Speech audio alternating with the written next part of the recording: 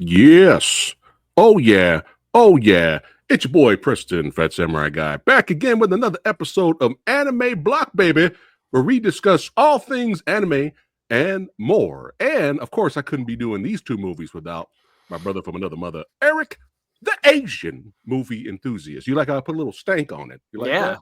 Yeah, I man. deserve it. Welcome back to the channel, brother. Thank you. Yeah, we had a blast, I think a couple of weeks ago, or maybe a month ago, where me and Eric and Kyle Wong, actor, filmmaker, reviewed Jet Li's The One. We had a lot of fun talking about that. So if you guys missed that episode, make sure you check it out. But we're talking anime today, baby. But before we get started, what legends do we got up in here watching right now? There we go. Lizard King says, let's go. J.S. Brown's flexing it and throwing it up. That's right. Crystal Boy. Oh, there you go, Eric. Crystal Boy is a cool. We'll get into that in a little bit, but it's good to see you guys, and we like to have fun here on the channel. We don't just talk martial arts, action, and horror and all that little sci-fi spice on it. We like to think outside the box and talk about some anime once in a while, just for fun here. So what I like to do with my guests for Anime Block is I like to let them pick a movie, and then the next episode I'll pick the next one or series. But we decided to do a double today, and I was like, you know what, Eric, I was gonna recommend Space Adventure Cobra, but Eric was like, nah, dude, we gotta do Robot Carnival. And I was like, oh, I've never seen Robot Carnival before, and I've always heard great things, but I've never actually seen it. So this is the perfect time to jump right into it and revisit an old school classic, going all the way back, Eric, to 1982. Holy shit. I think I was 4 years old when this came out, but we're going to get into it. But first up here, have you seen, this is the first time you've seen Space Adventure Cobra, so is this new for you, or you've seen this before? I saw it once a handful of years ago. Okay. And I remember enjoying it, but it was nice to revisit it. Yeah, because, I grew up with the classics, Thundercats, Masters of the Universe, G.I. Joe, Transformers, a little bit of Robotech here and there, the classics, Ninja Turtles, all that good stuff. But Mask, gotta get shout out to Mask. And of course, in the 90s, we had X-Men and we had Batman. But, I was early to anime, I think in the 90s, when I was starting to slowly discover, oh, what is this awesome shit that's outside of Disney? I was like, oh, there's other stuff out there besides Disney. Oh, wait, hold up. That guy's head just blew up. Oh my God, I'm seeing boobies. Yeah. What is going on here? Of course, I'm like a teenager, right? I'm like, oh, I gotta do the deep dive. So that's when I used to go to Blockbuster Video and start just going off of the cover. And I rented Ninja Scroll and Vampire Hunter D, which is actually getting a re-release in theater, by the way. Oh, in select theaters, yeah. And I came across Space Adventure Cobra, VHS, son. That's right, we going all the way back. And I was like, oh, this looks cool. Let me check it out. So I remember watching it. I remember really enjoying it and having a lot of fun. But I've always meant to buy it on DVD or something like that. But I just never got around to buying it. So many years went by, 5 billion years. That's right. I got the gray to show for it here. That's right. But hey, you know what? Let me revisit it. Let's see how I feel about it now. And sometimes, Eric, when we revisit something, we get the opposite effect. Either we'll still love it, or we'll be like, ooh, man, it just didn't hit the same. You know what I mean? So sometimes that happens, and it's okay. It's all good. But what's going on? Certified Badass channel members are in the house, showing up. What is going on? Good to see you guys. Good to see you, Omegon. Yeah. So before we jump into it, I got to show some footage.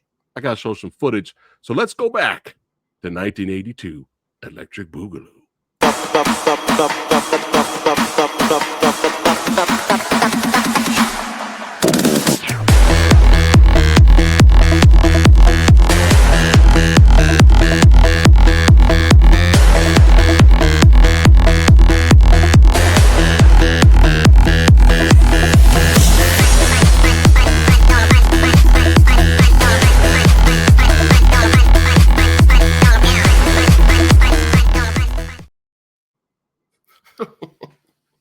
Yeah, baby. Space Adventure Cobra. Man, directed by Dazaki Osamu, who did one of my favorite anime movies of all time, The Professional Gogol 13. That's like my top 10 right there. Because I love that movie so much. And he directed that one. As many as count like 5 billion other things this guy has directed.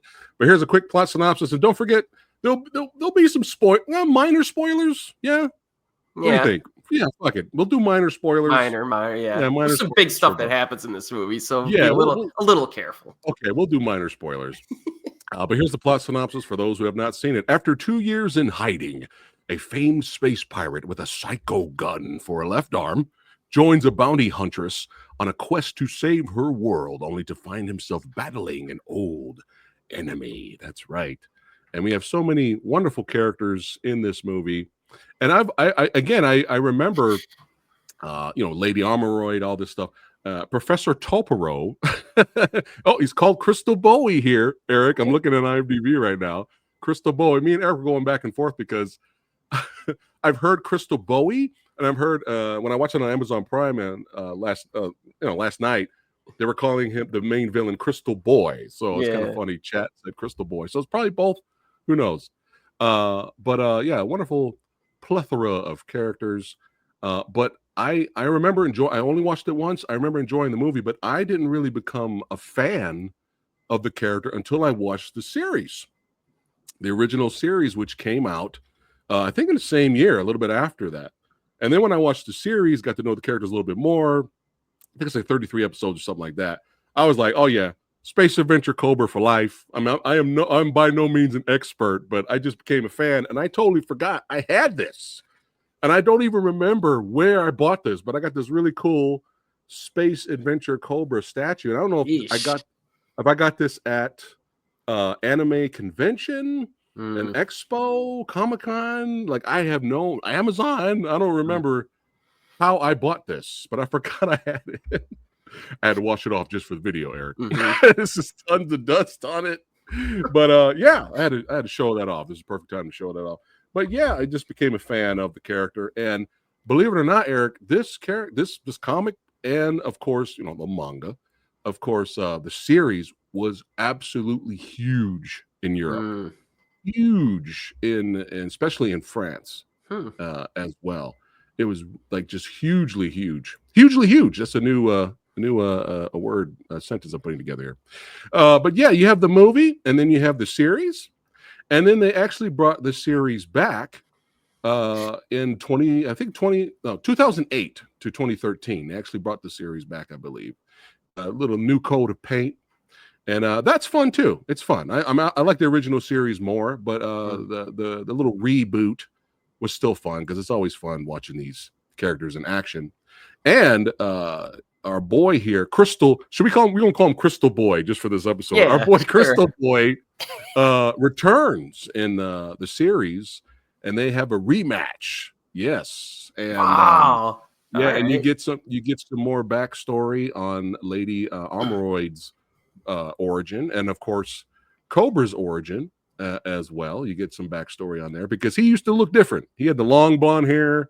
Yeah, he totally had to change his whole appearance because he's the most wanted space pirate out there, the unkillable Cobra. Yes, but yeah, definitely a fan of the series and the movie and stuff like that. But I had just as much fun revisiting this as I watched it the first time. But what did you think about it revisiting it after all these years, Eric? I appreciated it more. I think I actually just today I bought the Blu-ray because I rewatched it and I enjoyed it even more. So yeah, I added this to my collection. Yeah. Hell yeah. When I posted on Instagram and social media that we were going to be talking about these movies, people in the comments were saying, yo, Space Adventure Cobra is fucking underrated, man. Yeah. Like, there's some fans out there. So that's awesome. That's awesome. Mostly fans, probably more fans, obviously, outside of America. But hey, we're getting some cult fans here in America. What's up? Brian Sanchez is good. Good to see you, brother. And we got Champs up in the house. Good to see you. But yeah, man, just a lot of fun. And it's just this character, man. This character is fucking hilarious. He's a rapscallion scoundrel, if you will. You know, he's all about the ladies. He's all ladies being a badass, but he fucks up too, which makes things funny. There's a moment in the series, and the theme song from the original series still slaps, by the way. Cobra Love. That's right. Still slaps. All right. Driving to work with that. All right. Moment where they're playing the fancy theme song. And Cobra's riding on his little space bike he's using, and he crashes. It's random. He crashes into something, and he's slowly flying in the air, freaking out, while the theme song is singing about how awesome he is. And I'm like, I got to get the figure now. I can't. This is just too much fun. And especially in the series, you notice he always has that cigar. That sometimes are cigars, by the way. He has that cigar all the time.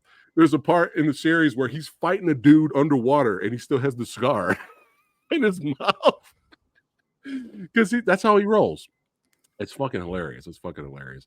But yeah, it was a blast revisiting this. And, you know, he comes across this other, at first, bounty hunter. And then she kind of like, hey, maybe I should go after this guy. And they become, you know, he kind of joins her on her mission because why? Because she's hot. And then they, you know, she quickly falls in love with him. Why? Because he's the chosen one. We got to get to it. You got to fuck around here. Let's just right. And unfortunately, she doesn't make it. But how conveniently for the plot and Cobra to where her love essence goes to her next twin sister, who's just as hot as she is, and then it, you know, goes from there. But they're trying to save her planet and stuff like that, and it all becomes full circle by the end. But you get some I mean, for 1982, bro, animation's really good. Yeah. Really, really good. And fun fact, this is the first anime feature that had Dolby sound when it was released in theaters. Yeah. Nice. I did not know that. But just a whole bunch of characters, and then oh man, this character right here beat the shit out of Cobra, man. I feel if you go back to this fight, I think he got a worse whooping from her than Crystal Boy, dude. Yeah, like, possibly. I mean, she beat the shit out of this dude. But here he is, Crystal Boy, aka Crystal Bowie. Very interesting villain design. Talk about his design, Eric. He's basically almost like a skeleton robot hybrid with special powers, and he can take his own bones that are made out of like, I don't know, some really hard steel and rip it out of his body and create weapons with it and stuff. So I liked him. He has that like green cloak. He's almost like he'll have the shroud above him, and he almost looks like a Grim Reaper at times. It's pretty cool. Yeah, for sure. It's like he's it's like polarized crystal gel type of and he's the only one. And you know he's got to be the main villain when he could take Cobra's psychogun blast. It doesn't work on him. Just straight up immunity. Yeah. And I like I mean, if I have to nitpick, I love the movie. I love it even more now, Eric, like Eric said. But if I have to nitpick, I wanted the final fight to be longer. Sure. It was kind of just wrapped up. But I like how he beat him, though. I like how he beat him. But still, great anime villain design, really cool looking. And don't forget, you guys can watch both of these movies that we're talking about on Amazon Prime right now. You can watch them there and definitely check them out. And another thing, the vibes I was getting from Space Adventure Cobra, the movie, I was the character of Cobra himself. I was getting 80s Flash Gordon vibe. You know, mixed a little bit with Nathan Fillion's character from Firefly. I was really getting both of those kind of merged together. I was going to say Han Solo, but I took that back because Han Solo doesn't really like joke around like Cobra does. So I took him out. But Nathan Fillion's character in Firefly is always like talking shit and stuff like that. So. And Cobra's not like a superpower dude. He gets his butt kicked. But one thing I noticed now that we're talking now is like his name's Cobra, and he moves like a cobra. Like when you think about like the way he would like be light on his feet, and he's hard to shoot and hit basically a lot of the time, and so he moves almost kind of like a cobra, and he's tough to take down, even though he's not overpowered. Right. Right. And he can actually curve the bullet at some point. When you watch the series, he develops the mental capacity to curve the beam if he need to. So yeah, he's a bad dude, but he's one of those. He's a badass with a heart of gold, but he's got beef with the Pirates Guild, man. Especially in the series, especially after this movie, he hates the Pirate Guild even more so because of what happened to the three sisters. But yeah, good stuff, great stuff, hilarious, really good animation, some fun action set pieces, slapping soundtrack, and another definitely thing. Oh, go ahead. The visuals in this, there's a lot of space themed and ice themed visuals in this, which are right up my alley. So like most of the movie either takes place either in spacey with spacey backgrounds or like icy backgrounds and like the ice world they drop in. So I kind of like that. Oh yeah. I mean, a lot of when you can pause a movie at points and be like, oh, there's an art background right there. Like put that on my desktop, Facebook, printing out and hanging on the wall. There's definitely moments like that. Still you get those, just pause it right at the right moment and be like, dude, that's some cool shit. I love this world. Yeah. I love this world. So yeah, I definitely recommend the movie and the two series for sure. And yeah, it was a blast to rewatch it. And again, the cult following continues. There's been video games. There was a video game that just dropped, maybe 2 years ago. So yeah, you can get it on PS5 and stuff like that. So there's still a fan base for this. Now I got to get to the big damn. So when I saw that this was going on, I remember when this was announced, there was supposed to be a live action Space Adventure Cobra. Now there's all kinds of posters like this with this model, and this was going to happen, Eric.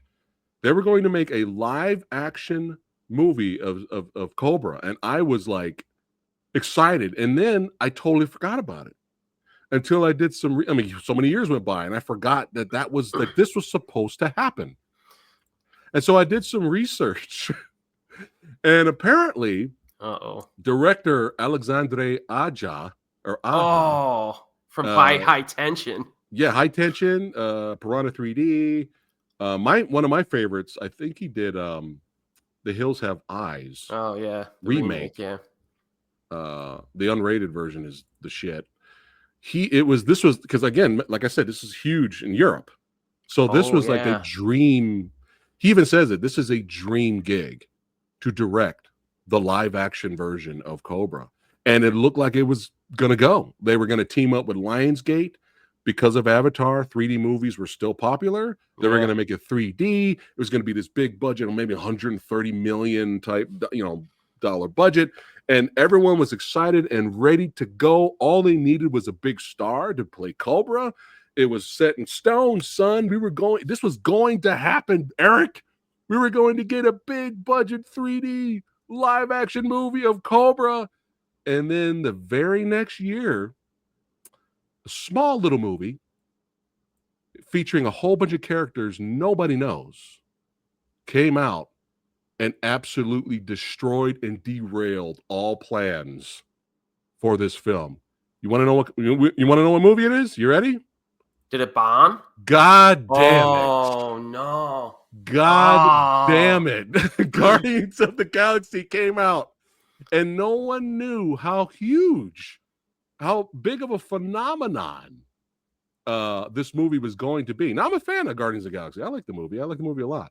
But this came out and completely destroyed.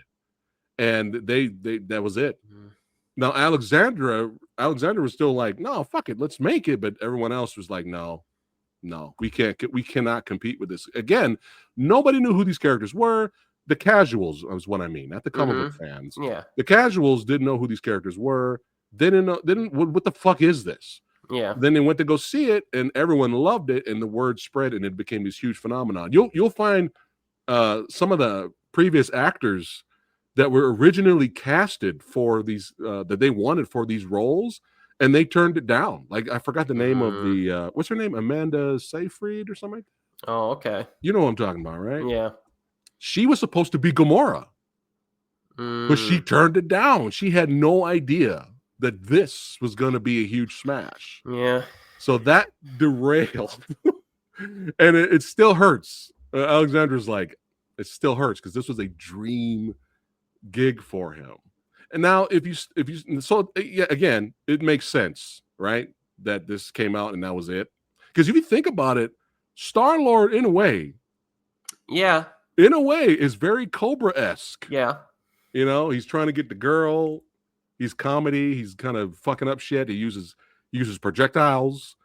You know, he's kind of Cobra-esque in a way.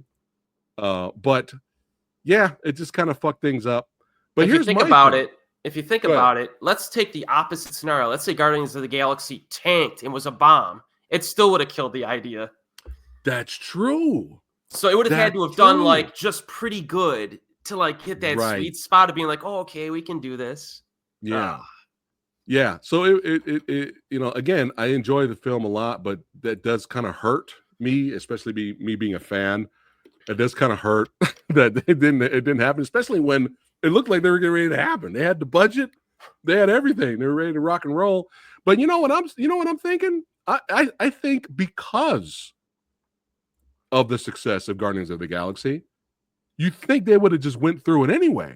Because think about it, at least for the Eastern audience, you know, the European audience, at least for you do your own French version of Space Adventure Cobra with your biggest French star over there at the time, right? And just release it in Europe. Probably still be a huge hit. Yeah. You know? Especially, I'm not saying like, you know, like do what Asylum does and let me release a mockbuster of what's popular at the time. But like, you know, I would say go off of the fame and be like, hey, look at that. Cosmic space operas are back. Big budget space operas are like in now. So fuck it. Let's do our own version. So I think they should have went ahead and did their own version, but it is what it is. Will we ever see a live action Space Adventure Cobra movie? Probably not. I mean, what do you think? Probably not. Oh, here we go. And you just mentioned this to me, Eric, not too long ago. Fifth Element and the Valerian movie and Space Adventure Cobra would fit in there. And you just watched Valerian. You said you enjoyed it. Yeah, it was a bomb though. Yeah. Yeah, it's again, but I liked it. Yeah. I'm sure it did well in Europe. Even with Dane DeHaan as the lead, it was good. So like I was kind of surprised. You know what's sad about Dane DeHaan is that if you give him the right role, he's good. Yeah, he was pretty good. I mean, if you give him the right role. I think the actress kind of carried him a little bit in Valerian. Was it Cara Delevingne? Well, yeah, I'm not saying he was great. She was good in that. Yeah. I'm not saying he was great in Valerian. Yeah, I hear I'm just saying but he worked in that. Yeah. Yeah, it worked. Yeah, it worked.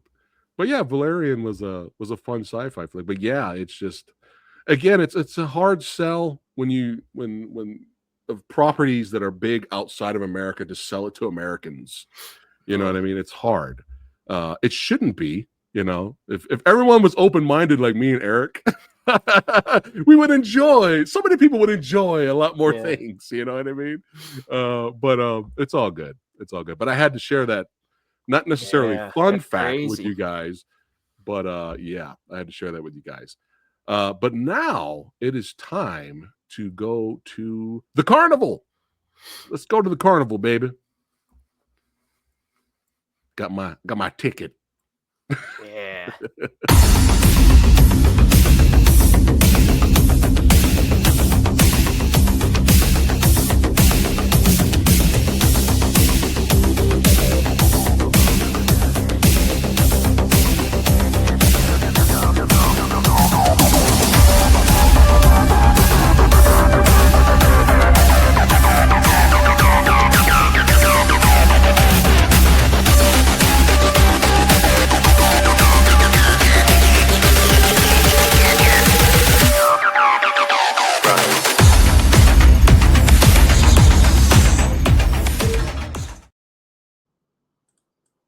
Yeah. Feeling that music, man. Feeling that music. So great recommendation. I'm just gonna. I've always heard good things, but I got to give my brother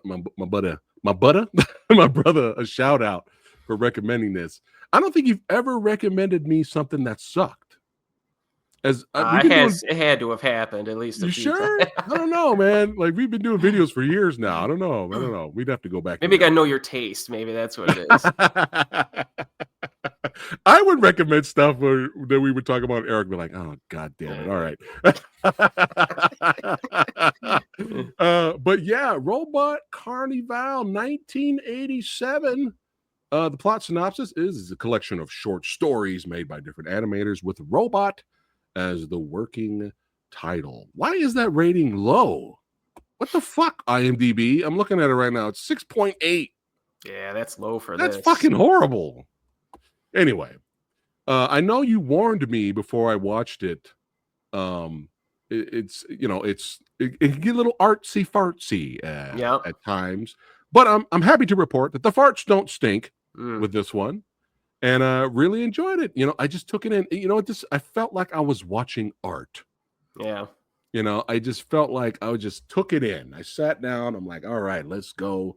Let me, have fun entering each one of these animators and directors' crazy minds. Let's see what worlds they create and come up with. Yeah. And I had a blast with it. I really enjoyed it. If you guys have not seen Robot Carnival, obviously we're recommending it, but think of Fantasia. Okay. Very similar, right? There's very little dialogue, just more music based. You're watching animation. So it's like the badass anime version of Fantasia. I'm surprised there hasn't been more Robot Carnivals, like a volume 2 or a volume 3. I'm kind of surprised they didn't keep going with this idea. This was a great idea. Doing these anthology films. Let's see, Pet Shop of Horrors. That was an anthology. Oh yeah, I think so. Yeah. Okay, so there's probably other anthology movies out there, but it would have been cool to have the title Robot Carnival in there. So when was the last time you watched this one? Maybe like a year ago. Yeah. Was that your first time I saw it? This was the first anime I ever saw. And it was on the Sci-Fi channel back in the 90s. Ooh, holy shit. We going back. Yeah. Yeah. So it was like a Saturday. And I just saw it. I'm like, this is just unbelievable. Like, obviously nothing I'd ever seen before. Yeah. So I was immediately a fan. And then over the years, I lost track of it because it was kind of hard to find on physical media for a while. Yeah. And then just in the past handful of years, you started getting the DVDs and the Blu-rays started cranking out again. Thank goodness. Cool. Copy that. There we go. Champ says he loved Deprived. Watched it the other day. Nice. Copy that. But yeah, just so well done, so good. So I'm gonna let my brother take it from here and talk about each short and what you thought about it. I also have a little introduction as well before. So this is a 90-minute film. You have 7 short films from different directors, and then you get an opening segment and a final segment. And a few things to keep in mind, I think, before we go into each segment. The first one is that obviously there's very little dialogue. I think only 2 of the short films have any dialogue at all. So you have to go in understanding that. Very artistic film. And also, the opening and closing segments were directed by Katsuhiro Otomo, who's well known for directing Akira. Nice. And then there were some other directors here that worked on Blood the Last Vampire, Black Magic M66, Mobile Suit Gundam, Kite, and Mezzo Forte as well. Wow. And then the music primarily was composed by Joe Hisaishi, who's like a legend in the Japanese film industry. He did a lot of Takeshi Kitano's films. And he even did some work on Venus Wars and Voltron and a bunch of other stuff. So there's a lot of really good filmmaking behind this film. When was the last time you watched Venus Wars? Maybe 2 years ago. Dude, I haven't watched that in years. I think it's time to revisit. Will we revisit that for the next block? We'll see. So the opening segment, you have this. Basically, it's like a nice little introduction to the theme of this. And you get this huge, it almost looks like the Technodrome from Teenage Mutant Ninja Turtles. Yeah. And it's a robot carnival. And apparently the theme is that it used to be like a more friendly carnival, but it somehow turned bad at some point. So it's rolling across the desert and it's going to its next performance. Yeah. problem is when it performs, it destroys everything in its way. Yeah. So it's like the opening segment of the anthology, which is pretty cool. Yeah, I was laughing, man, because it's Robot like, performers, yeah. yeah, I was laughing because you hear applause. Obviously, it's Yeah. not from the villagers getting their homes stomped on. Yeah. But at the same time, they're getting their homes destroyed. I was like, all right, we got some dark humor here. We got a wicked sense of humor. But yeah, that's how it's cool. It grabbed my attention right away. Yeah. And then the second segment is Franken's Gears, which is an obvious reference to Frankenstein. And you get a crazy scientist, gives life to his robot. And then the scientist gets a little bit excited, maybe too excited, and he starts dancing around, and the robot's like mimicking his moves, and things go bad. So it's more of a classic horror type vibe to it. A lot of emphasis on like detailed animation in this one too. Dude, oh my god, animation's so fucking good. I mean, these low quality gifs don't do it justice, but it's just so good. And you miss this. We miss this era. You know, that's why they call it the golden age of anime. You know, it's just so good. I have a theory I'm going to throw out to you. So at first, he's so happy, and he seems like a nice old man. Yeah, you know, he seems like he's just a nice old man. He's happy. Look at him. He's just so excited that he's actually created something. I think there's a little dark part of this. If you look on the back, it looks like a globe of Earth. Oh. And you notice once it comes alive and he's like really excited and it starts mimicking him, right? What does he do after that? He takes off the globe and he starts caressing and holding the Earth. Oh. I think he's getting ready to take over some shit. I think he's planning world domination. And unfortunately, it doesn't go his way. That's what I got out of it. Yeah. Yeah, because I'm like, why is he holding and he's smiling, he's hugging the Earth. Oh, that's true. I think he's up to some dastardly shit here going on. But yeah, great segment. The next we have Deprive.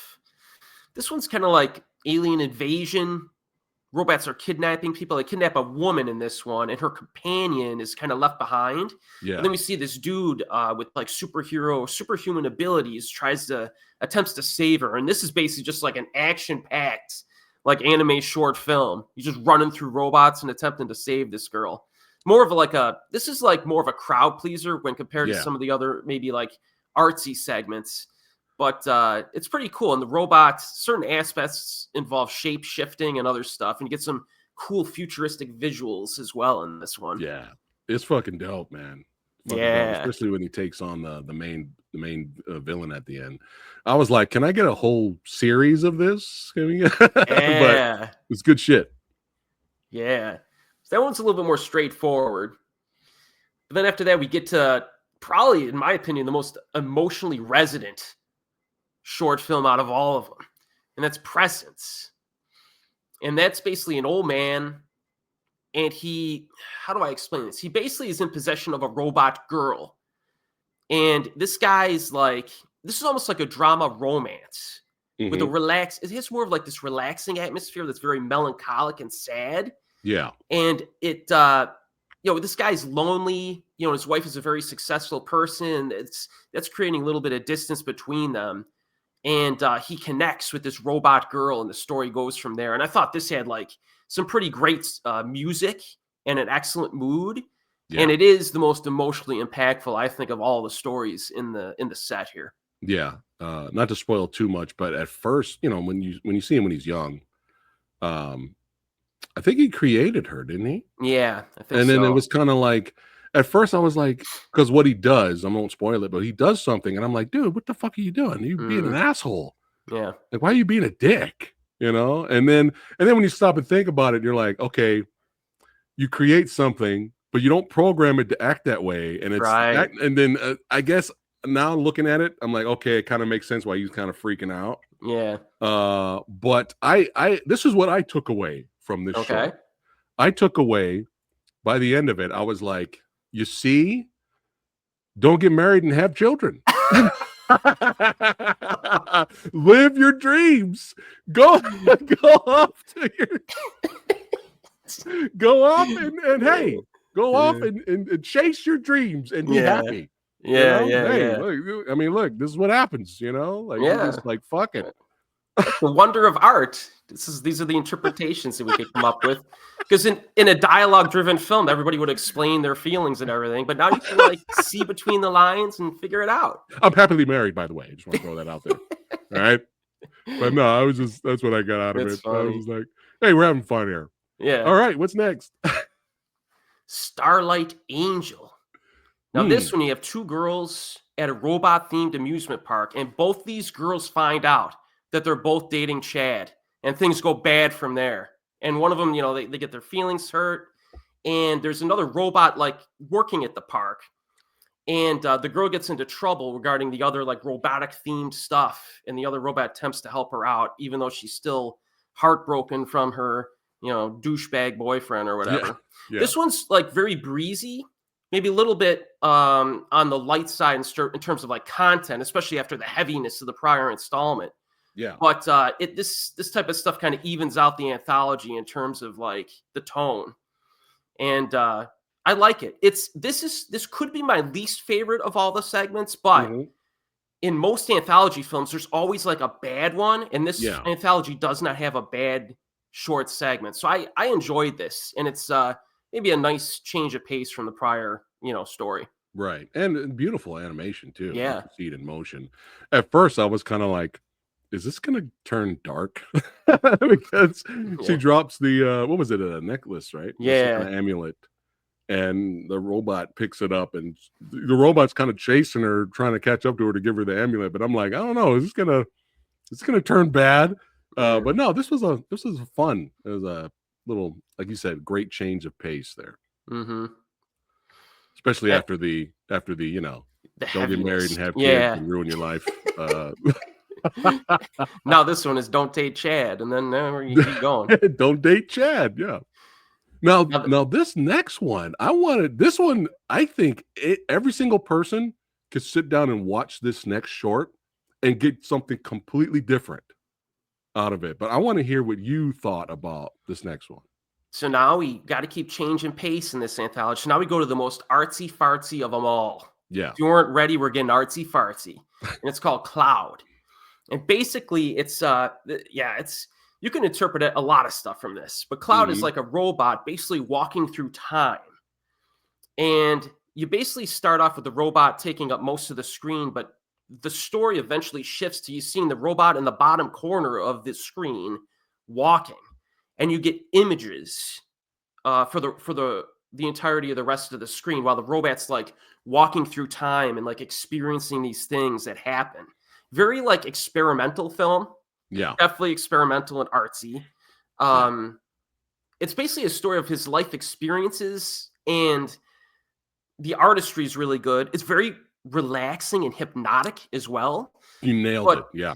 Yeah, it's relaxing and hypnotic. So you just got to let the images kind of flow through. And yeah, I'm not sure. It's hard for me to interpret it. If I'm being I think that's what I got out of it. You know, just walking through time, and that was it. But I'm sure if we rewatch it again, we'll probably get something different out of it.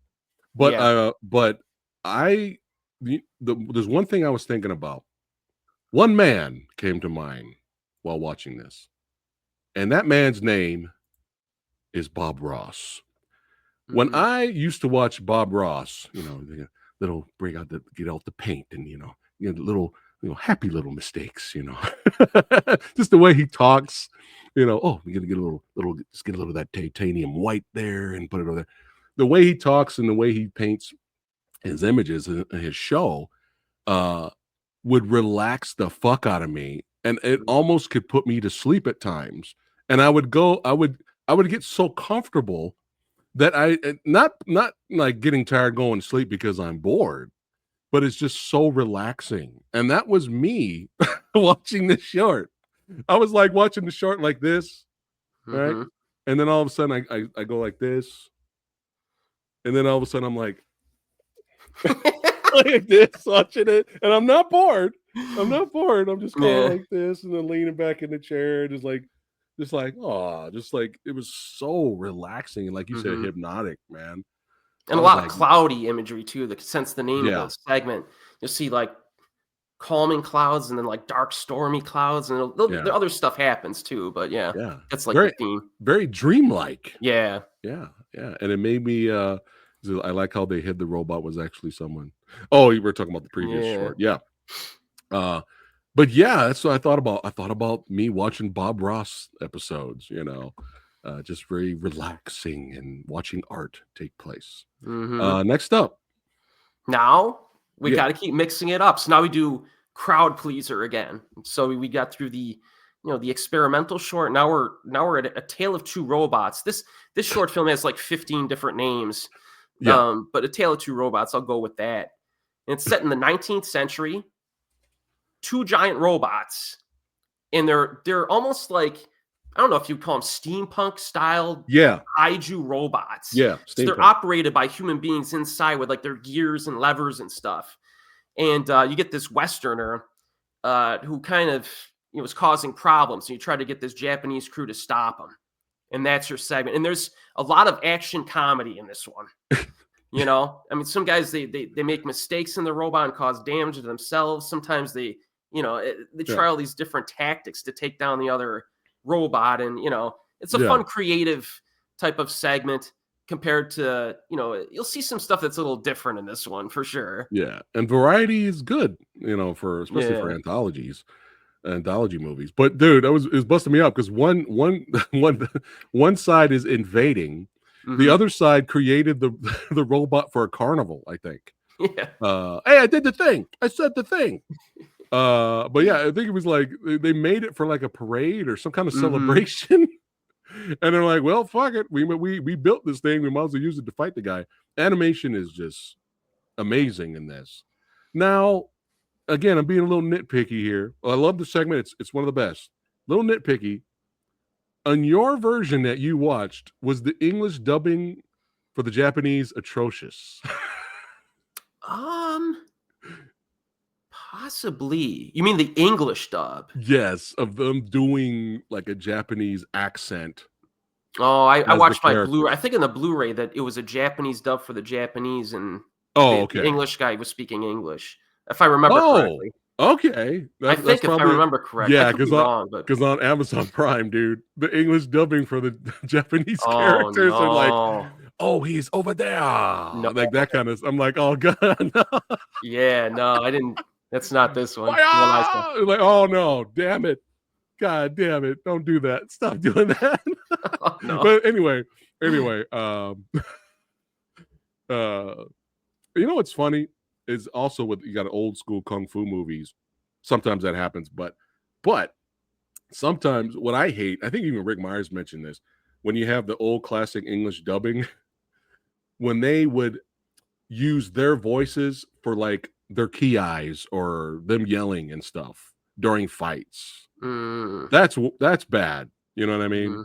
Like we want to hear, like, you want to see how good you are. So so you must be tired of living. That's already hilarious. And especially Bruce Lee, scram. Bruce Lee saying scram is hilarious, right?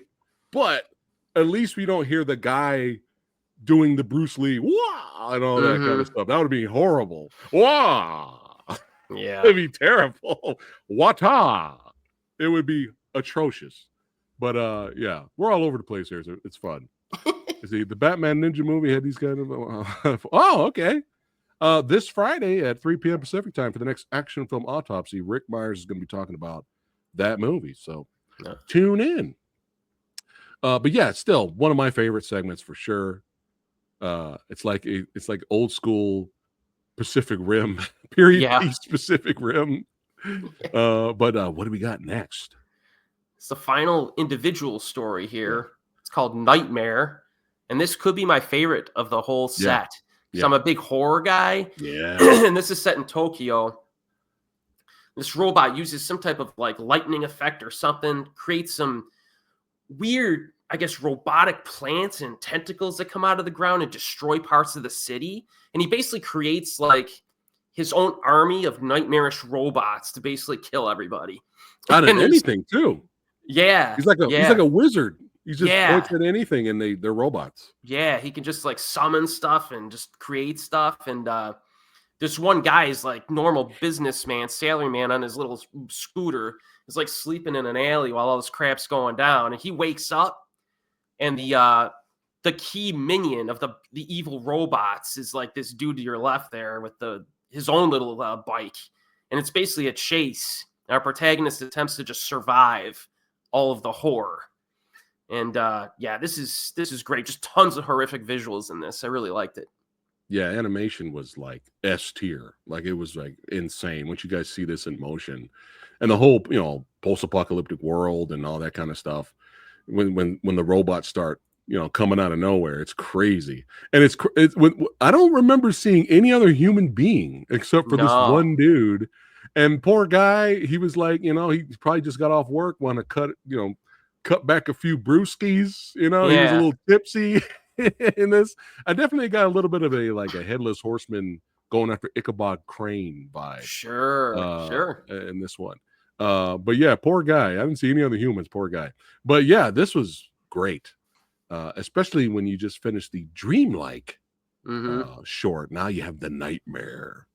And yeah, you guys know us as long as you've been watching the channel. Me and Eric are huge fans of the horror genre. But yeah, no dialogue, just all music and visuals. And I think dialogue might have ruined it. I think. Yeah. If the guy was like, "Don't hurt me," I think that would have been really bad. It just kind of fits the nightmare theme. Have you had nightmares like this, Eric?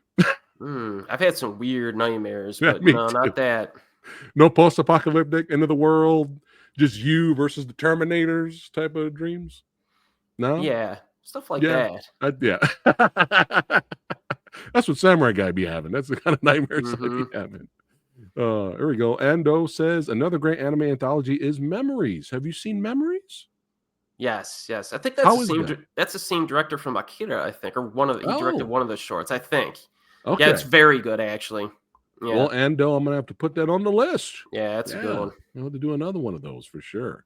But yeah, this was a blast. Two great recommendations from yours truly, and of course, my brother from another mother here. And don't forget, you guys can watch both of these movies right now on Amazon Prime.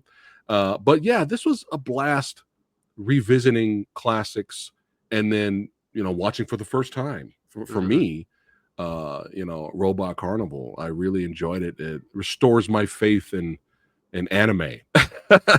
I'm trying to get into the new stuff. There's a lot of crazy, cool stuff now. So, hey, that's what we got the show. That's what the show is for. Just revisiting classics and watching for the first time, whether it's old anime or brand new stuff that's just coming out.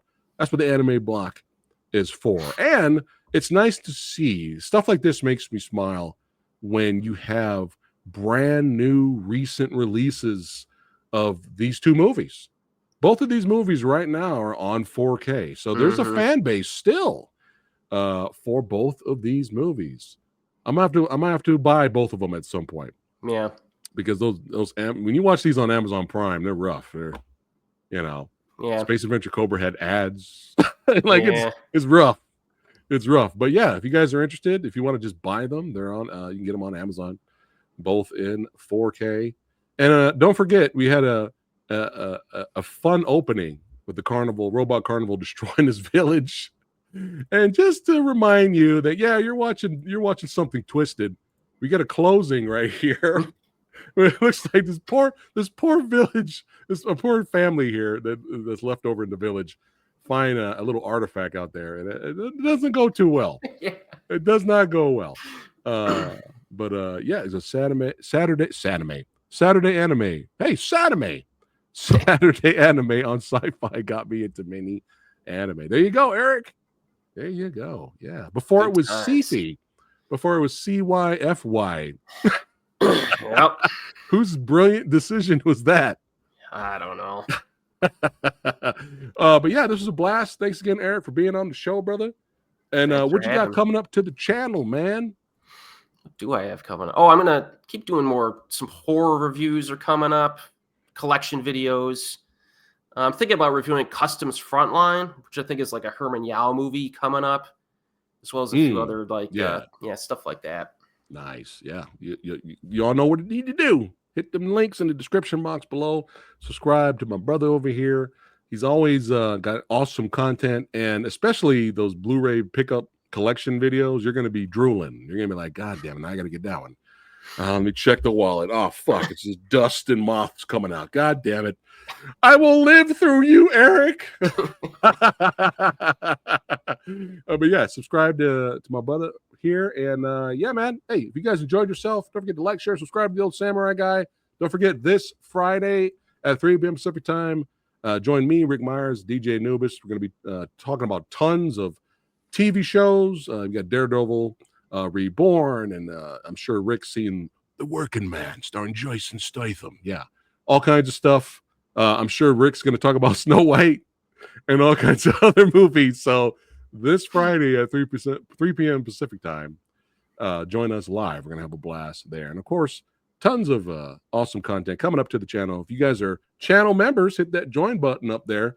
I just put out a video talking about what's coming up to the channel, what filmmakers are going to be interviewing on the podcast, all kinds of good stuff. And hey, keep watching the anime, son. Represent. And of course, awesome animation movies and series outside of anime.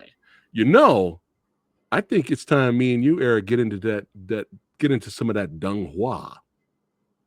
I think it's time we start getting into Donghua, son, which is the Chinese anime. Oh yeah, yeah. Because that's like fucking nuts. I'm seeing clips of this shit on Instagram, and I'm like, this animation's insane. Like we're gonna have to do deep dive. We're gonna have to do that. But until next time, see you guys on the next one. Take care, guys. Gotta show one more time. Cobra love. Da, da, da, da, da. Cobra love.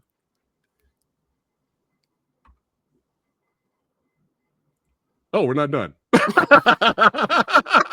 I hit end stream, damn it. I got too excited with my toy. All right, guys, take care.